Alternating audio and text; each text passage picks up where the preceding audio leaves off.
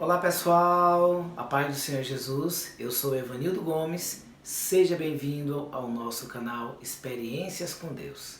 Hoje eu quero contar mais uma das minhas experiências e a pergunta que muita gente quer saber referente à minha pessoa, referente ao meu passado, referente à minha carreira musical, né? É o porquê que eu deixei de cantar louvores para o Senhor e fui cantar secular, fui cantar música mundana, música sertaneja, né? E as pessoas querem saber também o porquê. As pessoas da igreja querem saber o porquê que eu parei de cantar para Deus e fui cantar para o mundo. E as pessoas do mundo, depois de cantar 10 anos, né, no mundão, a música sertaneja, as pessoas lá no mundo querem saber o porquê que eu voltei para louvar ao Senhor, para cantar só para Deus. E hoje eu vou contar para vocês aqui, para o vídeo não ficar muito longo, eu vou contar para vocês o porquê que eu, depois de 6 anos louvando a Deus, eu fui cantar para o mundo. Aí no próximo vídeo eu vou estar contando o meu testemunho, o porquê que eu voltei para os caminhos do Senhor, para louvar ao meu Senhor, ao nosso Senhor Jesus Cristo, Rei da Glória, Todo-Poderoso, o qual eu me reconciliei e hoje sirvo a Ele em espírito e em verdade e estou vivendo experiências maravilhosas com Deus. Glória seja dada ao nome do Senhor Jesus.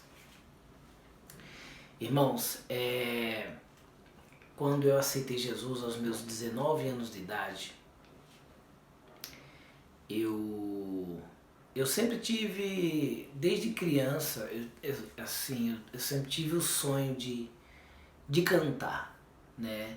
Eu não pensava em ser famoso, nada disso, mas eu sempre gostei de cantar, né? Meu pai tinha padaria e lá em Alagoinhas, né, um dos meus pais moram hoje, e a gente com 7 anos de idade a gente já fazia entrega de pão, de bicicleta, no carro de mão, né, para os clientes do meu pai. E tinha uma banda chamada Banda Beijo Baiano, né, na mesma rua que era a padaria do meu pai. E quando eu ia fazer as entregas, eu fazia a entrega e na volta, que voltava já sem pão, né, eu ficava ali ouvindo aquela banda tocar, a Banda Beijo Baiano. Eles ensaiavam tipo numa garagem e tinha uma porta de ferro, né, dessas de comércio normal, tinha uma porta de ferro, e abria a porta de ferro e ficava só uma grade, né, e aí eu ficava olhando aquela banda tocar ali pela grade, ficava encantado com o barulho dos instrumentos, com o peso do som, né, da banda, com a empolgação dos músicos, do cantor e tal. Eu achava tudo aquilo muito legal, achava tudo aquilo muito da hora, né?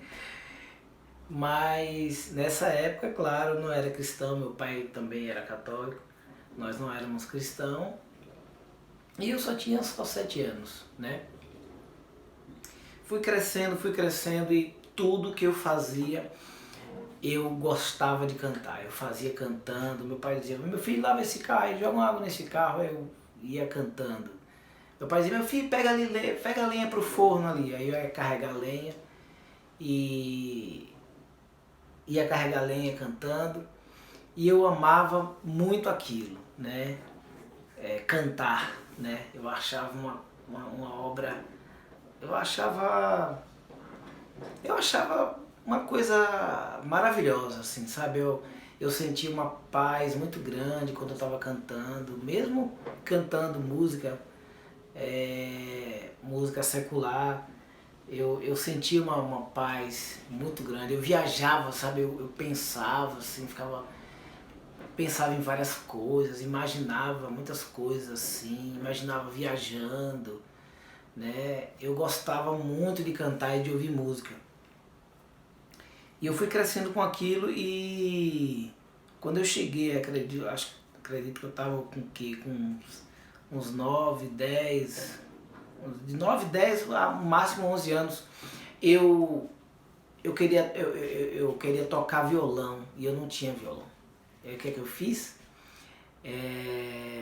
Meu pai estava passando uma fase muito difícil, né? A vida do meu pai, da minha família, foi uma vida de muitos altos e baixos. Meu pai teve uma época que ele estava muito bem, ele chegou a ter 3 padarias, mas teve uma época que ele estava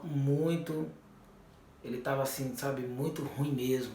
Tava devendo muito, tava na mão de agiota, muita dívida, teve que fechar quase todas as padarias, as filiais, e vivemos assim uma fase muito difícil, né?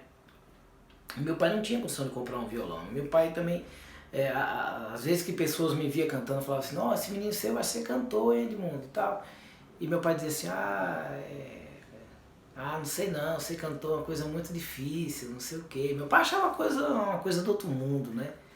Então meu pai achava muito difícil, ele acha que ele nem sonhava assim eu ser cantor, porque um dos filhos dele ser cantor, nenhum dos filhos dele ser cantor, porque era uma coisa muito difícil, principalmente onde nós morávamos, ali na cidadezinha do interior e tal, né? Então era uma realidade que meu pai achava assim muito difícil para nós, né?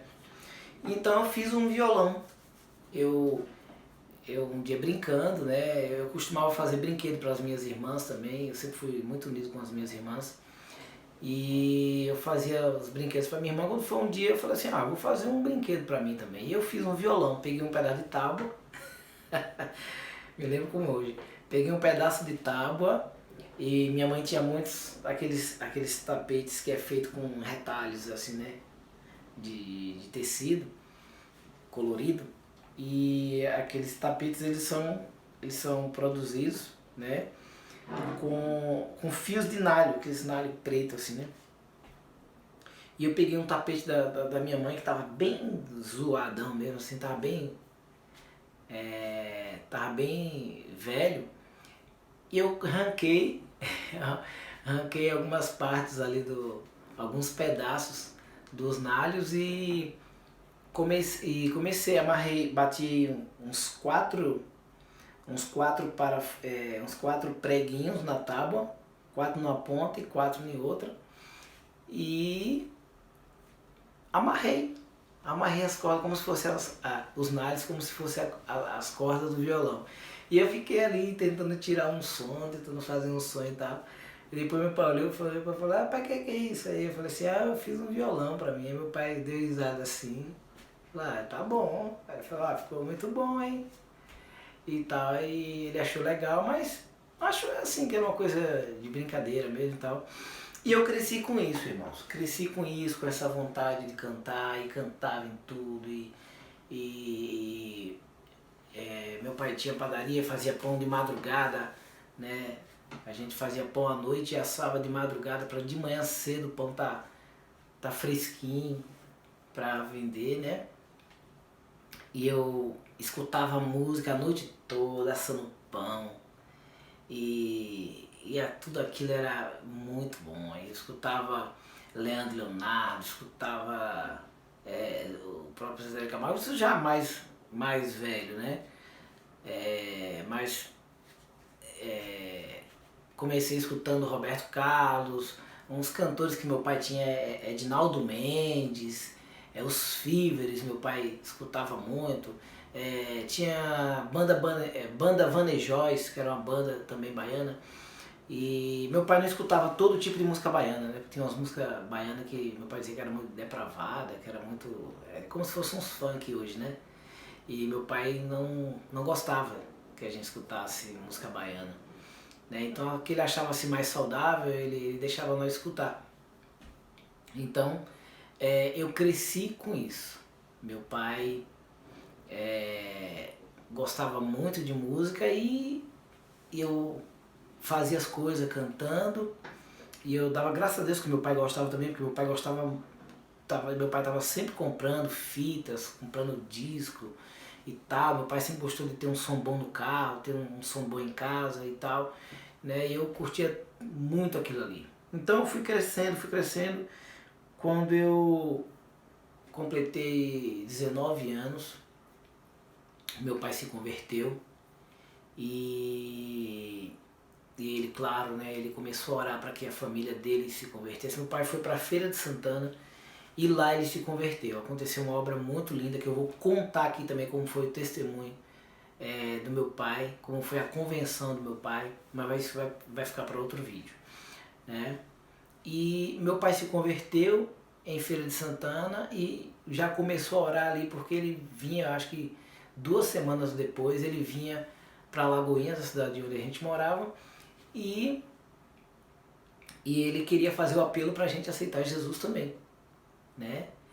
E aí o que acontece? Quando passou aí acho que umas 2 semanas, ele voltou para Lagoinhas, falou que tinha virado crente, que tinha aceitado Jesus e que ele queria fazer o apelo para a gente, para saber se a gente queria aceitar Jesus também.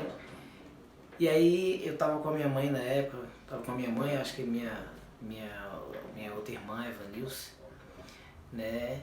E ele fez o apelo pra gente e eu olhei pra minha mãe assim, minha mãe falou assim, claro, Edmundo, se você agora virou crente, nós também vamos virar. E aí tinha acontecido um culto familiar, assim, na casa, quase em frente à nossa casa, assim. Na véspera do meu pai chegar, teve um culto, né? E a gente ficou ali, meu pai ainda tinha uma merceariazinha, e nós estávamos tomando conta dessa mercearia, eu juntamente com a minha mãe. E eu me lembro que a gente fechava cedo, fechava 6, 7, 8 horas, e nesse dia a gente se estendeu, porque o culto estava tão lindo, estava tão gostoso, né? Nós não éramos crentes, mas a gente já estava simpatizando ali com o culto. E minha mãe falou, meu filho, não vamos fechar agora não, vamos esperar os irmãos ali, terminar o culto ali dos irmãos. E aí nós ficamos até quase 10 horas da noite, esperando o culto acabar, e a gente se encantando com tudo, com os louvores, com a pregação. E então a gente já ficou bem aquebrantado, Deus já tinha falado muito com a gente. Quando meu pai chegou, a gente já estava quebrantado e se rendemos ao Senhor Jesus. Então eu já estava com 19 anos, foi aí a minha convenção. E nós começamos a ir para a igreja, né? Começamos a ir para a igreja e lá tivemos oportunidade. Vamos ouvir nosso irmão Evanildo, jovem. Vamos ouvir o jovem dar o seu testemunho, né? De como ele está se sentindo, agora cristão, na presença de Deus. E eu não tinha o que falar, né? Como eu sempre gostei de cantar. Eu falei, não, eu não quero falar nada, eu quero cantar, né? E aí eu só falei, salve os irmãos com a paz do Senhor, eu sou muito feliz de estar servindo ao Senhor, e para completar minha alegria eu gostaria de cantar um hino. E eu cantei um hino, me lembro até hoje, o primeiro hino que eu cantei na igreja foi do Marquinhos Gomes, Jesus é o Rei da Glória, o Rei da Glória, o nome do louvor é o Rei da Glória. O meu Deus não está morto, nem pendurado no madeiro. O meu Deus não é de prata, nem de bronze, nem de ferro. O meu Deus está bem vivo, está olhando pra você. O meu Deus quer acabar com esse sofrer, para ser abençoado. Não precisa pagar promessas, Jesus Cristo já morreu por nós, e a vitória já é certa. Não se ilude com essa vida, o caminho é Jesus. Levante agora e tome a tua cruz. Jesus é o Rei da Glória. Ele é o único que pode te dar vitória. Jesus é o Rei da Glória. E eu cantei esse louvor, irmãos, assim, sabe? Coisa tremenda, sabe? Foi uma coisa muito gostosa, o que eu senti no momento ali, senti muito a presença de Deus. Me veio assim como um filme, assim, tudo que eu tinha passado, tudo que eu tinha sofrido. Eu sou uma criança que, na fase que meus pais foram para a Feira de Santana, eu tive desejo de suicídio, porque eu me sentia muito só, eu achava que era muito pesado a responsabilidade que os meus pais colocaram ali nas minhas costas de assumir uma padaria, de tomar conta, de comprar, de pagar, né? E ter que trabalhar, ter que estudar, ter que administrar, tomar conta de tudo, da casa, do carro, tudo, tudo. Meu pai passava meses lá, né? Mas na época era o único jeito que meu pai teve de tentar, né? Tentar abrir uma filial em Feira de Santana, que as coisas em Alagoinhas não estavam boas para nós. E eu entendo muito bem meu pai, mas foi uma carga muito pesada para a minha idade, né? Então eu tive desejo de suicídio, várias vezes o inimigo falou no meu ouvido, se joga daqui de cima, meus pais moram, nós fomos criados, meu pai mora até hoje num sobrado, e muitas vezes o inimigo falava no meu ouvido, se joga lá embaixo, e acaba com esse sofrimento, acaba com essa angústia, né? E graças a Deus, Deus não deixou. Então assim, no momento que eu estava cantando aquele louvor, me vieram assim muitas lembranças de coisas ruins que o inimigo fez na minha vida. Então eu desci dali, eu sabendo que eu estava ali liberto, livre, para louvar a Deus, né? E dizer, falar para o mundo a paz que Ele me deu, a alegria que Ele me deu de estar na presença de Deus. E aquele fardo pesado Ele arrancou de mim. Aquela angústia, aquela tristeza, era algo maravilhoso, era algo tremendo. E naquela noite, irmãos, Deus usou um vaso, me lembro até hoje, vou arriscar falar o nome dele aqui, o nosso querido Romildo, um jovem muito abençoado, muito usado por Deus. Ele tinha vários dons, tinha um dom de cantar, tinha um dom de visão, Deus mostrava as coisas para ele, tinha um dom de profecia, e Deus deu uma palavra para ele, um salmo para ele que confirmava, né, o meu louvor. Ele falou que o salmo dizia, eu não me lembro qual é esse salmo agora, não sei se era o salmo 23, eu não me recordo bem, era 53 ou 23, alguma coisa assim. O salmo falava que os mansos ouvirão e se alegrarão com seu louvor, né? E foi uma coisa tremenda, que eu nunca tinha visto um negócio daquele. Deus usar alguém assim para falar com o outro, eu achei aquilo extraordinário. Eu saí dali regozijado com o tamanho, com o poder desse Deus que é tão grande, irmãos. E aí, irmãos, foi passando 1 ano, 2 anos, 3 anos, quando eu fiz 3 anos de crente, me veio a oportunidade. Eu conheci um casal, uma dupla, né? Ele era marido e mulher, e eles eram uma dupla, e eles me viram cantando também na igreja lá em Feira de Santana, né? E eles gostaram tanto, eles falaram, nossa, como você teve essa profecia do Romildo, e eu esperei o tempo de Deus, né? Eu falei, se for de Deus vai se cumprir. E porque assim, a realidade minha hoje não é de gravar, né? Eu nem sabia o que fazer para gravar um CD, quanto custava, nada. E Deus começou a me dar composições. Depois dessa profecia dele, Deus começou a me dar várias composições, e eu fazia minhas composições, guardava, mostrava para minha mãe ali, que era a pessoa mais próxima de mim, que eu tinha uma intimidade muito grande, tenho até hoje uma intimidade muito grande com a minha mãe. Mostrava meus louvores para ela e guardava. Quando foi em Feira de Santana, eu conheci esse casal, e eles falaram assim, cara, você tem uma voz bonita e tal, uma voz muito boa, você é afinado e tal, você tem unção, por que você não grava, cara? Por que você não grava um CD? E eu falei pra ele, cara, eu não sei, nunca pensei nisso e tal. Ele falou, cara, olha, eu conheço um estúdio que é muito bom e tal, lá eles cobram baratinho, e se você quiser eu te levo lá pra você fazer um orçamento, sem compromisso e tal. E aí eu falei, tá bom, eu vou lá. E aí quando eu cheguei lá, irmãos, não era um estúdio, era uma igreja. Era uma igreja e esse jovem ele era responsável pelo louvor lá da igreja, era um músico responsável pelo louvor da igreja e ele produzia alguns arranjos, né? Só que eram arranjos de teclado. Para quem não sabe, arranjos de teclado tipo a bateria é sampleada, o violão é sampleado, é tudo ali do teclado, né? E ele me cobrou acho que R$ 30 por faixa para fazer essas músicas, esse playback para mim. E aí para pôr voz, ele falou, para pôr voz eu não tenho onde pôr voz. Essas matrizes, esses playbacks, ele gravou para mim em um disquete, aquele disquete do computador. Ele tinha entradinha lá, né, no teclado de Yamaha dele. Era o PA50, não, PA50 não.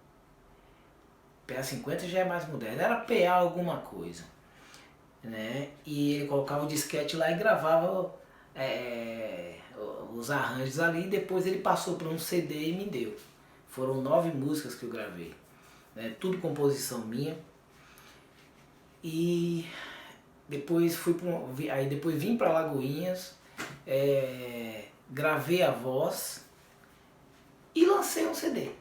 Lancei um CD ali bem simplesinho, arranjo de teclado e tal. E comecei a cantar nas igrejas, o pessoal gostava e eu fui ficando agendado. Cantava em uma cidade, cantava em outra, cantava no ministério, cantava em outro e tal. E eu fiquei 4 anos cantando com esse CD. Depois de 4 anos cantando com esse CD, eu montei dupla com meu irmão Elber. Quero mandar um beijo no coração dele, que eu amo demais. Uma pessoa maravilhosa, que a gente enfrentou muitas coisas juntos. Saímos da Bahia, fomos para São Paulo com a cara e a coragem, né, cantando juntos.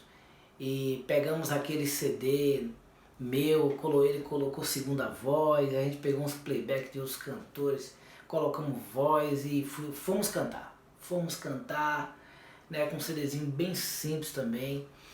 E aí chegando em São Paulo, irmãos, depois de estar 2 anos morando nos fundos de uma igreja, as coisas estavam muito difíceis pra gente em São Paulo. Decidimos separar a dupla. Separamos a dupla e